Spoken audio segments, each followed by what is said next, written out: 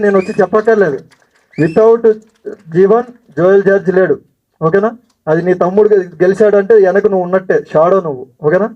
So and Manoj తన కొత్త కుర్రోడు. ఇందులో లిరిక్స్ అంత అద్భుతంగా ఉన్నాయి, డైలాగ్స్ అంత అద్భుతంగా ఉన్నాయి అంటే తనే చేశాడు. తనకి మంచి ఫ్యూచర్ ఉంది, డెఫినెట్గా మంచి ఫ్యూచర్ ఉంది. అండ్ రాజేష్ ఎట్సెట్రా ఇద్దరం చాలా గొడవ పడ్డాం, చాలా గొడవ. ఇన్ఫాక్ట్ మేము ఇద్దరం మాట్లాడుకోవట్లేదు ఇప్పుడు. మేము చాలా రోజులైంది మేము ఇద్దరం మాట్లాడుకుని. ఎందుకంటే మనోడు ఎప్పుడు నాకన్నా మంచి బట్టలు వేయాలి, నాకన్నా బాగా రెడీ అవ్వాలి, ఈవెంట్లో నేనే హైలైట్ అవ్వాలని మనోడు ట్రై చేస్తూ ఉంటాడు. నెక్స్ట్ సినిమా నువ్వు హీరోకి చేయి, నేను విలన్ చేస్తావు, అప్పుడు నువ్వు సెట్ అయిపోతావు. సో నేను మనోడు ఏంటంటే ప్రొడ్యూసర్ గారు మా దగ్గర రావడానికి వన్ ఆఫ్ ది రీజన్ మనోడు. అండ్ ఇంకోటి ఏంటంటే ఇద్దరం బంగారు రాజులో విలన్కి ఇటు సైడ్ నేను, అటు సైడ్ మనోడు ఉన్నాడు. ఈరోజు నేను హీరోగా చేసిన సినిమాలో నా పక్కన ఒక ఇంపార్టెంట్ క్యారెక్టర్లో ఉన్నాడు. నీకు ఈ సినిమా తర్వాత డెఫినెట్గా అందరూ అన్నట్టు మంచి ఫ్యూచర్ ఉంటుంది. అప్పుడు ఇలాగే గొడవ పడదాం, సరేనా? బాయ్. అండ్ సారీ ఎవరన్నా మర్చిపోయి ఉంటే, అంటే Jagadish thank you so much. నా మీద ఉన్న ఇష్టంతో నువ్వు ఈ సినిమా చేసినందుకు అది సినిమాకి చాలా హెల్ప్ అయింది. ఇందులో ఏ క్యారెక్టర్ని కూడా కావాలని పెట్టుకోలేదండి. ఆ కథకి వాళ్ళు అవసరం అయ్యి వాళ్ళు ఆ క్యారెక్టర్ని అదే పిలుచుకుంది. ఏది నేను చేసిందల్లా జోయల్కి ఏంటంటే నీకు ఏం కావాలో చెప్పు అన్నాం. మనోడు పెద్ద లిస్ట్ చెప్తాడు, ఆ లిస్ట్ కోసం పొద్దున్నే పరిగెత్తాలి ఊర్లన్నీ. సో మొత్తానికి ఏంటంటే మంచి సినిమా తీసామండి. ఎవరిదైనా పేర్లు మర్చిపోయింటే సారీ.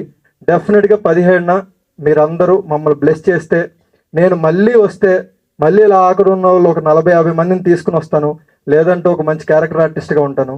అండ్ ఇక్కడ వరకు రావడానికి నా కెరీర్ బిగినింగ్లో నాకు పిఆర్ఓగా చేశారు మధు విఆర్ గారు. ఆయన మళ్ళీ ఇప్పుడు నా ఖచ్చితంగా నా లైఫ్లో ఒక బ్రేక్ ఇచ్చే ప్రాజెక్ట్ కూడా ఆయనే చేయాలనుకున్నాను. సో అట్లా నా లైఫ్లో ఫస్ట్ నుంచి సరౌండింగ్లో ఉన్న వాళ్ళందరినీ ఈ ప్రాజెక్ట్లో పెట్టుకున్నాము. ఇది డెఫినెట్గా ఒక మంచి ప్రాజెక్ట్. అండ్ ఇప్పటి వరకు ఓపిక్గా ఉన్న మీడియా వాళ్ళకి ఇంకొకసారి అన్నా మీ అందరికీ సారీ. కానీ ఒక మంచి సినిమా తీసాము, దీన్ని కొంచెం జనాల్లోకి తీసుకెళ్ళండి. థియేటర్కి వచ్చాక మేము అస్సలు డిసప్పాయింట్ చేయం. బట్ ఈ థియేటర్కి వెళ్ళాలి అంటే ఖచ్చితంగా మీ సపోర్ట్ కావాలి. ఇందా నేను ఫస్ట్లో మాట్లాడింది ఎవరికైనా ఇబ్బంది అయ్యి ఉంటే సారీ. ఎందుకంటే ఇంత కష్టపడ్డాం కదా, ఒక హాఫ్ అన్ అవర్ లేట్ అయితే ఏం కాదు, కానీ కొంతమంది ఒకళ్ళిద్దరు అది అసలు ఇక్కడ నుంచి స్టేజ్ మీద మేము చూడడానికి కూడా నాకే ఇబ్బందిగా ఉంది, నాకు చాలా ఇబ్బందిగా ఉంది. అది పక్కన వాళ్ళకి ఏమనిపించింది అంటే అది మీడియా మీద నెగిటివిటీ రాకూడదు. ఎందుకంటే మీడియా లేకపోతే సినిమా లేదు, మీడియా లేకపోతే జనం లేరు. సో అదొక్కటే request. Thank you so much అండి. ఎంతసేపు లేట్ అయినందుకు సారీ. నమస్కారం అండి. నేను ఈ సినిమా యాక్చువల్గా నేను సినిమా లవర్ బేసిక్ అంతే. ఇది నాది ప్యాషన్ కాదు, ఇంకోటి కాదు. కానీ ఒక స్క్రిప్ట్ పట్టుకుని నా దగ్గరికి వచ్చారు టీం, వాళ్ళ కోసం చేయాల్సి వచ్చింది అంతే సినిమా ఇది. కాకపోతే ఒక నిర్మాత ఎక్కడ కనపడ్డ అందరికీ